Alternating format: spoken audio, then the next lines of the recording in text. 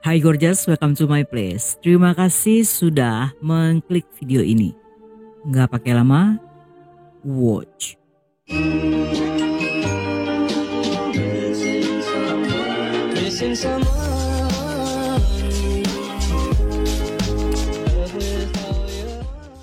Buat kamu yang berminat jadi detektif dadakan, Mabar Kriminal adalah jawabannya. Karena di sini, kamu bakal diajak mengungkap misteri dengan alur cerita yang detail dan super keren. Setiap plot twist-nya bakal bikin kamu kaget, bahkan juga bisa bikin ketawa, karena terkadang gak nyangka banget. Jadi kalau kamu suka cerita yang penuh kejutan dan sangat gak biasa, langsung aja klik subscribe dan gabung bareng kita di Mabar Kriminal. Dan jangan lupa, share juga ke teman-teman kamu. Di mata semua orang, pernikahan mereka adalah kisah cinta yang sempurna. Tetapi di balik senyum sang istri, tersembunyi cinta lama yang tak pernah padam. Dia tidak pernah mencintai suaminya, karena pernikahan itu berdasarkan dari perjodohan orang tua. Dan pada akhirnya tepat di hari ke-85 pernikahan, suaminya saat itu ditemukan telah tewas. Bukan karena kecelakaan, melainkan karena cinta yang dipaksakan ternyata bisa membunuh dalam diam.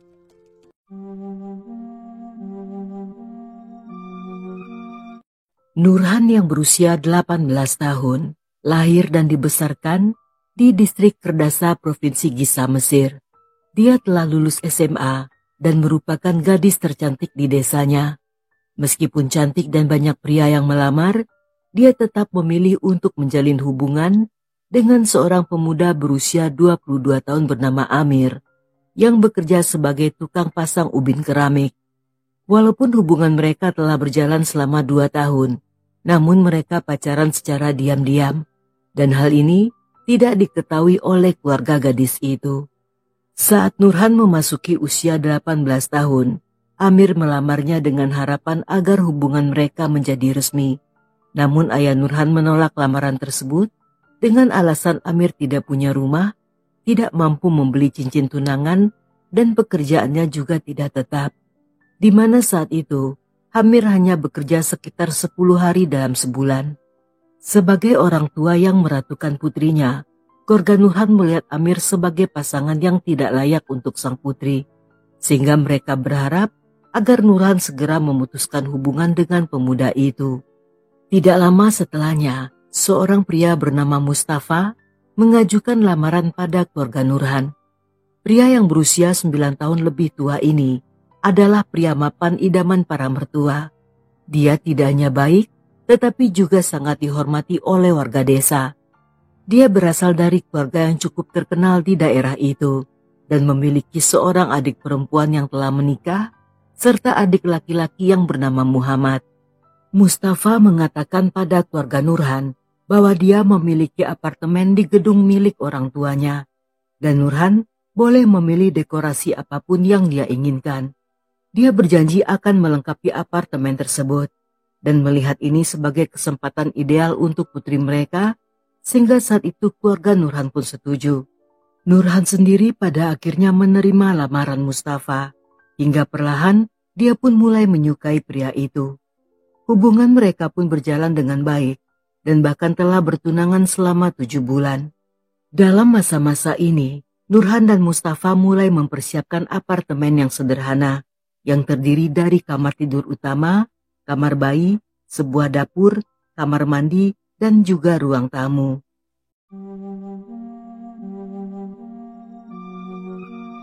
Di akhir tahun 2016, mereka mengadakan pesta pernikahan meriah. Dan sepulang pesta masih di hari yang sama, mereka pun melakukan happy ending. Mustafa tentu saja merasa bahagia karena berhasil mempersunting wanita idaman dengan tubuh semok dan menggoda. Seperti pasangan pengantin baru pada umumnya, Mustafa tentu saja menyukai apa yang mereka lakukan semalam suntuk dan berharap di malam-malam berikutnya mereka akan kembali melewati malam-malam yang penuh gairah.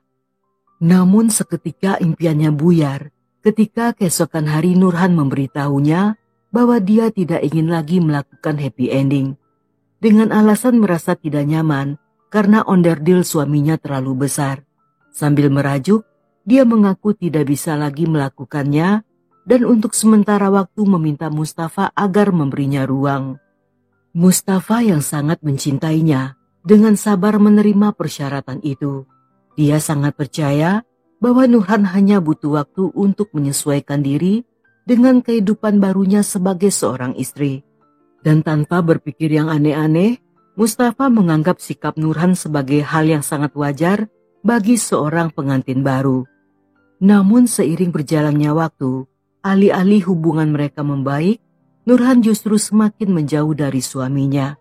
Sebagai pria sehat dengan tenaga strong, Mustafa tentu saja tidak bertahan hanya dengan main sabun. Dan dia pun secara perlahan membujuk istrinya agar mereka bisa kembali bermesraan. Tetapi di luar dugaan, Nurhan justru marah-marah dan menolak kewajibannya sebagai seorang istri. Akibatnya mereka seringkali bertengkar karena Nurhan menolak untuk menyerahkan siput gurunnya. Akibat seringkali ribut, pada akhirnya kedua keluarga mereka mulai menyadari ketegangan di antara pasangan ini. Bahkan Nihal ibu Mustafa juga memberi nasihat pada sang putra untuk lebih bersabar dan tidak memaksa Nurhan. Mustafa pun mengikuti nasihat ibunya. Dan walaupun sejak saat itu berhenti meminta jatah, namun dia masih berusaha membujuk dengan lembut dan tanpa paksaan seperti sebelumnya. Dan usahanya cukup berhasil, karena setelahnya Nurhan mau diajak bercinta. Itu pun hanya 1 kali dari sebanyak 30 kali bujukan.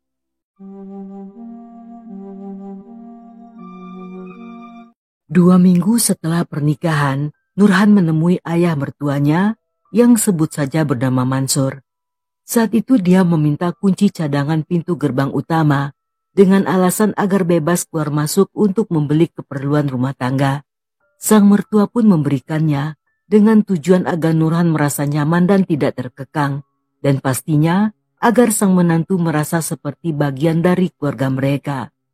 Namun yang tidak diketahui oleh Mansur, bahwa Nurhan membawa kunci tersebut ke tukang kunci dengan tujuan untuk dibuatkan duplikat dan setelahnya diberikan pada Amir, yang ternyata sejak awal hubungan keduanya tidak pernah putus.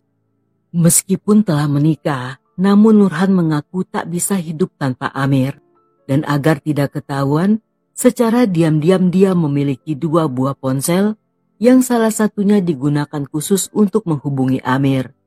Bahkan saat itu, dia mulai berani membawa Amir masuk ke dalam apartemennya.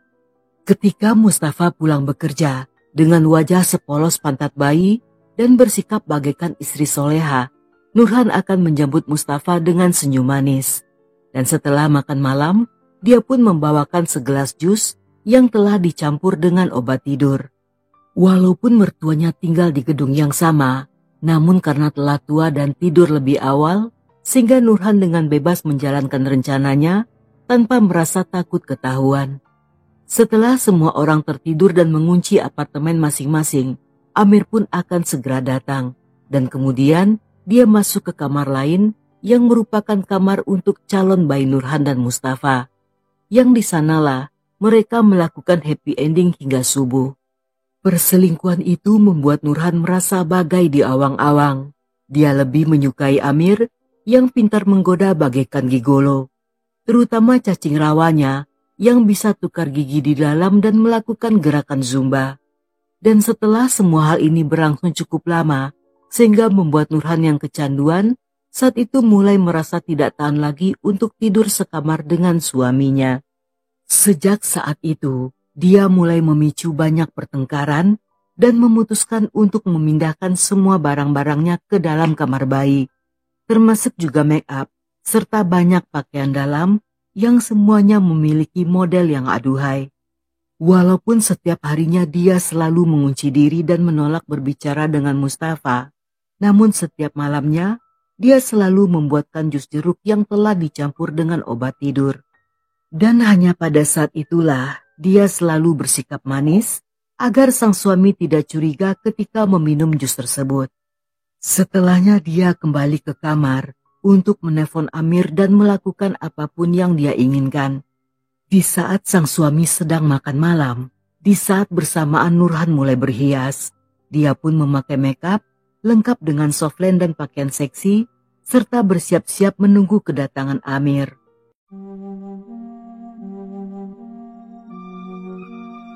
Seiring berjalannya waktu, Mustafa semakin kesal dengan sikap istrinya, dan berkali-kali dia juga mengadu pada keluarganya.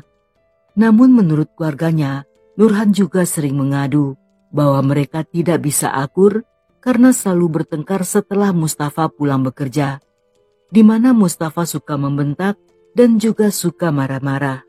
Mendengar hal ini, Mustafa pun merasa kesal karena sang istri ternyata lebih licik dengan terlebih dulu mengadu.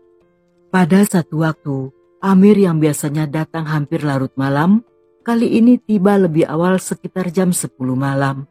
Saat itu walaupun Mustafa belum pulang bekerja, tetapi orang tuanya telah tidur dan mengunci pintu apartemen mereka, sehingga Nurhan dengan mudah memasukkan Amir ke kamar bayi sambil menunggu kepulangan sang suami. Seperti biasanya, setelah makan malam Nurhan memberikan segelas jus, tetapi berbeda dari hari-hari sebelumnya, kali ini Mustafa menolak dan meminta jatah batinnya. Karena pada saat itu, dia melihat sang istri yang sedang memakai baju seksi. Nurhan yang tidak menduga hal ini, seketika menolak ajakan itu, dan Mustafa yang sudah tidak tahan, kembali membujuk dan setengah memaksa. Akibatnya Nurhan pun berlari dan mengunci diri di dalam kamar bayi. Pada titik ini, Mustafa memutuskan bahwa dia tidak akan tinggal diam lagi. Dan dia pun mulai menggedor pintu, serta mengancam akan mendobrak masuk jika saat itu Nurhan tidak segera keluar. Di saat bersamaan, dia juga mempertanyakan mengapa dan apa alasan Nurhan memperlakukannya seperti itu. Mendengar hal ini, Amir yang takut ketahuan tanpa pikir panjang segera melarikan diri. Dia pun keluar dari lubang ventilasi jendela dan segera melompat ke balkon yang berada di lantai bawah. Hal ini terdengar oleh orang tua Mustafa yang memutuskan untuk mengintip dan sempat melihat bayangan seseorang yang baru saja menyelinap dari ventilasi itu. Namun karena mengantuk dan pandangan kabur, saat itu dia mengira bahwa sedang berhalusinasi. Untuk memastikan apa yang terjadi, dia pun mendatangi apartemen sang putra, yang di sana dia menemukan kedua pasangan itu sedang bertengkar hebat, di mana Nurhan sedang berteriak, mengatakan bahwa ingin kembali ke rumah orang tuanya, dan karena muak, Mustafa pun membiarkan istrinya pergi dan tidak pernah menelpon atau menanyakan keadaannya.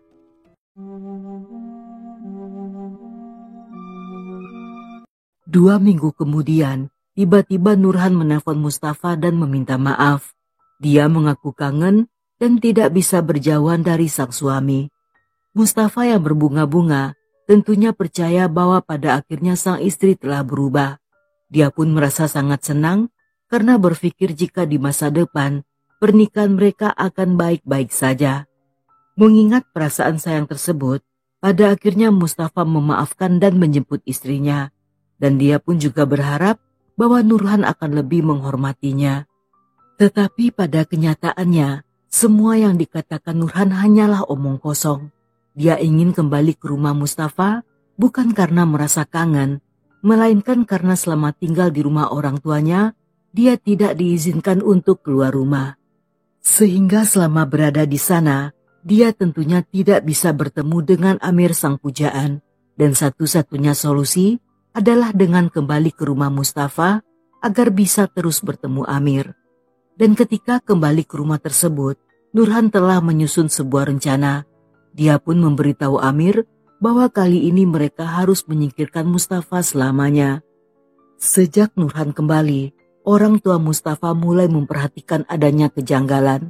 Seperti beberapa kali sempat melihat seorang pria yang sama yang sedang berjalan di sekitar gedung apartemen mereka pada jam 3 dini hari atau menjelang fajar. Tetapi sayangnya, mereka tidak pernah memergoki secara langsung saat Amir menyelinap masuk atau keluar dari unit apartemen sang putra. Walaupun merasa curiga pada Nurhan, namun mereka juga tidak bisa berbuat apa-apa, karena hal ini menyangkut dari kehormatan menantu mereka sendiri.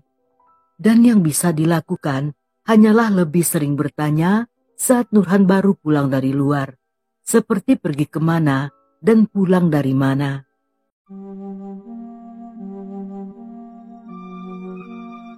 Untuk menjalankan rencana busuknya, beberapa hari setelahnya saat Mustafa akan pergi bekerja, saat itu Nurhan memberikan sekotak jus. Dia meminta sang suami untuk meminumnya saat bekerja dengan tujuan agar tidak mudah lelah. Perhatian ini tentunya membuat Mustafa sangat senang karena menduga sang istri sangat peduli. Saat sedang mengemudi dia pun meminum jus tersebut dan tiba-tiba merasa sakit serta sangat lelah. Teman-teman sopir lainnya yang melihat kondisi ini segera membawa Mustafa ke rumah sakit. Yang di sana dokter memberitahu bahwa dirinya telah keracunan makanan. Yang karena hal inilah Mustafa tidak bisa bekerja dan butuh waktu lama untuk kembali pulih. Selama masa istirahat di rumah, Nurhan masih memberinya jus bercampur obat tidur. Yang selama itu pula lah dia dengan bebas berselingkuh di kamar sebelah. Dan ketika Mustafa telah kembali bekerja, sang istri sudah memiliki rencana baru untuk melenyapkannya. Kali ini Amir mengerjai mobil Mustafa yang membuat selang olinya bocor. Namun Mustafa yang menyadari mobilnya bermasalah, saat itu segera menghentikan mobil dan memanggil teknisi untuk memperbaikinya. Karena rencana kedua telah gagal, Amir memutuskan melakukan rencana berikutnya, yang tentunya lebih ekstrim, dengan cara memotong rem mobil. Dan ketika Mustafa membawa mobil tersebut, setelah berkendara cukup jauh dari rumah, dia pun hampir bertabrakan dengan mobil seorang pengusaha penting. Namun dengan sigap, dia segera menepi dan berhasil menghindari kecelakaan. Yang di saat itulah, dia menyadari bahwa rem mobil sudah tidak berfungsi. Karena merasa aneh, dia pun menceritakan kejadian tersebut pada keluarga serta istrinya, yang sebagian dari mereka tentunya tidak mencurigai Nurhan dan menduga hal ini mungkin dilakukan oleh rekan kerjanya yang merasa iri. Sang ibu pun bahkan memintanya untuk lebih berhati-hati terhadap teman kerjanya tanpa menyadari jika pelaku adalah menantunya yang saat itu ikut ngobrol dengan wajah pelangap-longo seperti orang bego. Di tengah semua masalah tersebut, tiba-tiba Nurhan menyadari bahwa dirinya hamil 2 bulan. Sehingga dia dan Amir memutuskan untuk melenyapkan kehamilan tersebut. Namun karena dokter tidak mungkin melakukannya tanpa alasan yang jelas, sehingga Nurhan dengan sengaja meminum pil KB yang bertujuan agar calon bayinya menjadi cacat. Dan rencananya berhasil, karena setelah beberapa waktu, dia pun mulai mengalami pendarahan. Ketika dokter memeriksa serta mengetahui bayinya mengalami kecacatan, sehingga dokter pun harus menghentikan kehamilan tersebut dan Nurhan pun menjalani proses kuret.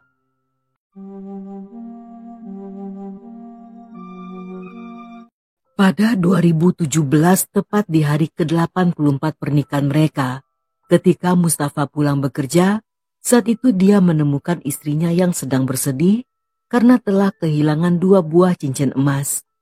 Saat itu Nurhan berada di kamar bayi dengan barang-barang yang berantakan. Dia bahkan mengangkat kasur serta membalik-balikan papan tempat tidur dan mengeluarkan isi lemari dengan laci-laci yang keluar dari raknya. Setelah semua barang berserakan tak tentu arah, dia pun masuk ke kamar tidur utama. Dan setelah mengunci pintu, Nurhan pun tidur bersama sang suami. Keesokan harinya Mustafa bangun dan pergi bekerja seperti biasa. Meskipun hari itu tampak berjalan normal, namun Nurhan telah memutuskan bahwa di hari itu dia akan melenyapkan suaminya dan membuatnya seolah seperti ulah pencuri yang membobol masuk.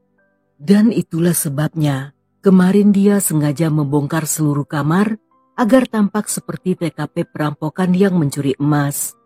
Ketika Mustafa pulang bekerja, dia tampak sangat gembira dan mengatakan pada Nurhan bahwa telah berhasil mengumpulkan cukup uang untuk menjual mobil lamanya dan menggantinya dengan membeli minibus baru. Dia menjelaskan bahwa dengan mobil baru tersebut, dia tentunya bisa bekerja lebih cepat sehingga penghasilan mereka juga akan terus meningkat. Mendengar hal ini dengan senyum penuh kepalsuan, Nura pun bersikap seolah-olah terlihat sangat senang.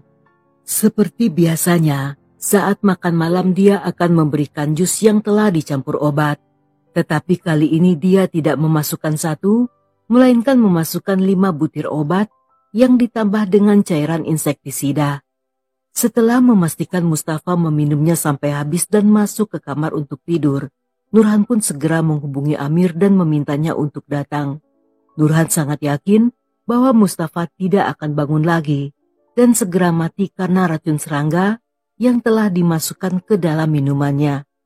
Karena sudah tidak sabar ingin merasakan tubuh Amir yang memiliki spekuli berzodiak Gemini, saat itu Nurhan lupa mengunci pintu kamar bayi. Dan sebelum memulai adegan dewasa, mereka pun melakukan pemanasan dengan ngobrol sambil makan buah-buahan. Ketika proses racun mulai bekerja di dalam tubuh Mustafa, dia pun merasakan sakit yang sangat hebat di dalam perut dan mulai muntah di atas tempat tidur. Dengan susah payah, dia segera bangkit dan bersiap menuju ke kamar mandi untuk muntah. Yang dalam perjalanan, Mustafa tiba-tiba mendengar suara gaduh dan mendapati Nurhan bersama Amir dalam adegan yang sangat menjijikkan dan sedang melakukan happy ending.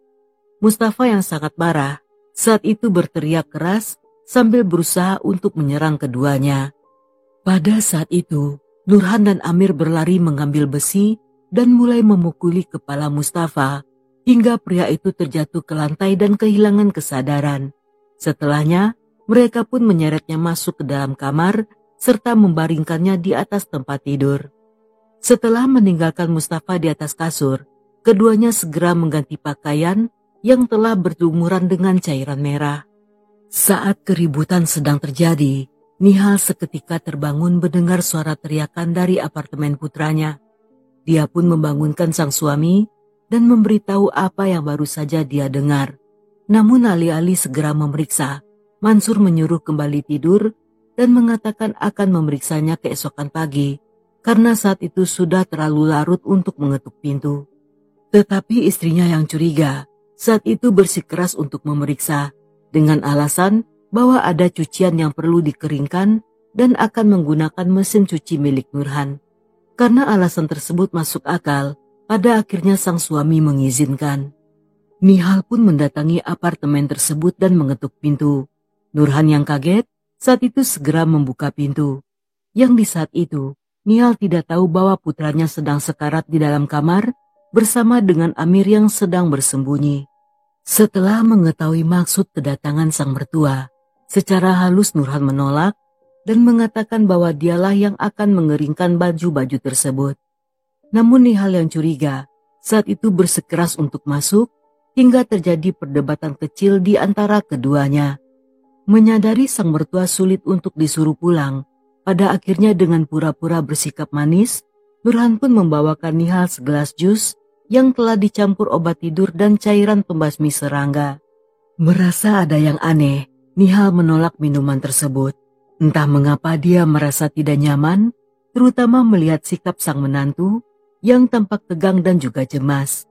Dan masih dengan hati yang mendua, dia pun berpamitan pulang, serta mengatakan akan datang di lain waktu untuk mengeringkan serta menjemur baju.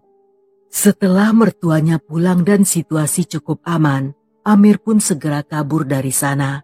Sedangkan Nurhan sekitar jam 6 pagi pergi ke rumah orang tuanya untuk menjemput ibunya yang kemudian diajak ke pasar untuk berbelanja berbagai bahan makanan.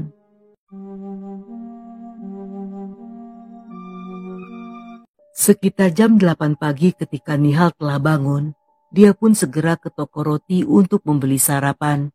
Namun saat akan keluar rumah, dia melihat pintu gerbang yang telah terbuka dan mobil Mustafa masih terparkir di depan. Yang artinya sang putra saat itu belum pergi bekerja. Bagi Nihal sendiri, hal ini terasa sangat janggal.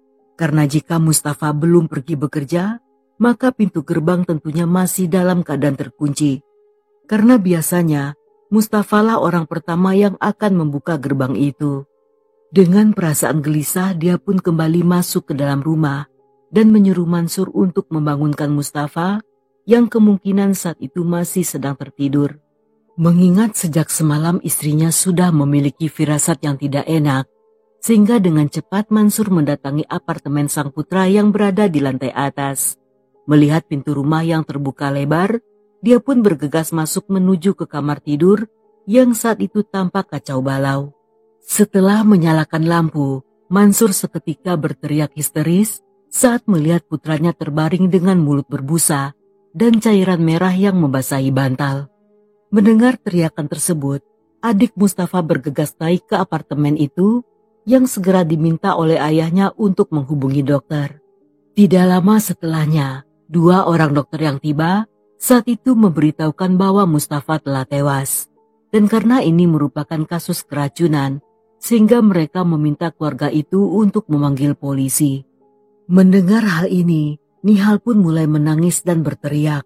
Sedangkan Muhammad adik Mustafa mencoba menghubungi Nurhan untuk menanyakan keberadaannya.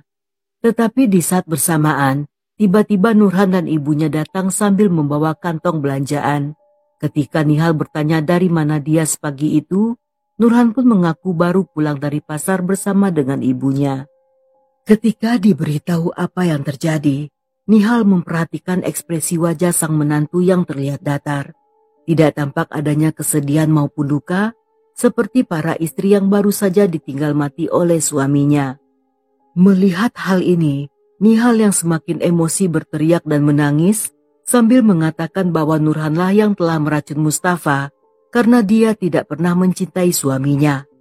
Namun Nurhan menyangkal tuduhan tersebut dan mengatakan bahwa kemungkinan perampoklah yang menghabisi suaminya di saat dia sedang pergi ke pasar.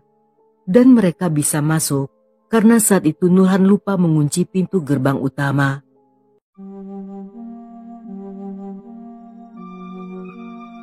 Ketika polisi tiba di TKP, mereka memastikan kematian Mustafa akibat diracun.